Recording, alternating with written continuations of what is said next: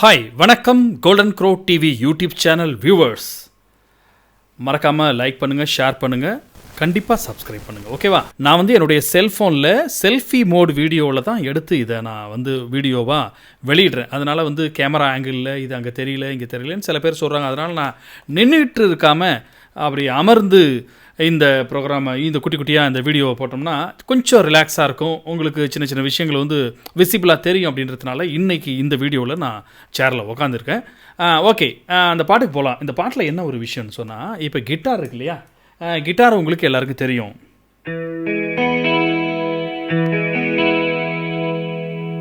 இது கிட்டார். இந்த கிட்டாரையே எப்போ மூன்றாம் பிறை வந்தப்போ எல்லாம் இதை பாருங்கள், இதை மாதிரி யூனிட்டுகள் தனித்தனியாக இருக்கும். இது பேர் ஃப்ளாஞ்சர், இது பேர் ஃபேஸர்னு ஒரு யூனிட். இது என்ன யூனிட்டு? கிட்டார்னுடைய சத்தத்தை வித்தியாசமான ஒரு யூனிட்டும் ஒரு குரலை மாற்றி கொடுக்கும் கிட்டாருக்கு. இன்றைக்கியெல்லாம் பார்த்தீங்கன்னா நிறையா சாம்பிளர்ஸ்லாம் வந்துருச்சு. டிஜிட்டலில் என்னென்னமோ இருக்குது. ஆயிரக்கணக்கான டோன்கள் கிட்டார்லேயே நீங்கள் வயலின் மாதிரி வாசிக்கலாம், வீணையாக வாசிக்கலாம், சித்தாராக வாசிக்கலாம். நம்பரை ப்ரெஸ் பண்ணிங்கன்னா போகணும். ஆனால் அந்த காலத்தில் இசைஞானி இந்த பாட்டையெல்லாம் இசையமைச்சப்போ இத்தகைய டிஜிட்டல் நவீன இசைக்கருவிகள்லாம் இல்லாதப்போ இது போன்ற கருவிகளை தேடி கண்டுபிடிச்சி அவர் இதெல்லாம் எதுக்குன்னா வெள்ளைக்காரவங்க ரேப்பு, பாப்புன்னு, ஜாஸ் மியூசிக் இதில் எல்லாம் அவங்க பயன்படுத்தியிருப்பாங்க. இது போன்ற இசைக்கருவிகளை கிட்டாரில் பயங்கரமாக வாசிக்கிறதுக்காக. இசைஞானி இதை எடுத்து ஒரு சோகம் கலந்த ஒரு மென்மையான பாட்டுக்கு பயன்படுத்தியிருக்கிறாருன்னா அதுதான் இசைஞானி. அந்த காலத்திலே தொழில்நுட்ப விஷயங்களை பயங்கரமாக பயன்படுத்தியிருக்கிறார். இப்படி இருக்க கிட்டாரில் அந்த ஃப்ளாஞ்சரை நான் மிக்ஸ் பண்ணுறேன். இப்படி இதை தனியாக கேட்டால் ஏதோ பேய் மியூசிக் மாதிரி வருது, ஒன்றும் அப்படி போகுது இல்லையா? இதை இசைஞானி எவ்வளோ அழகாக அந்த பாட்டில் பயன்படுத்தியிருக்கிறாருன்னா,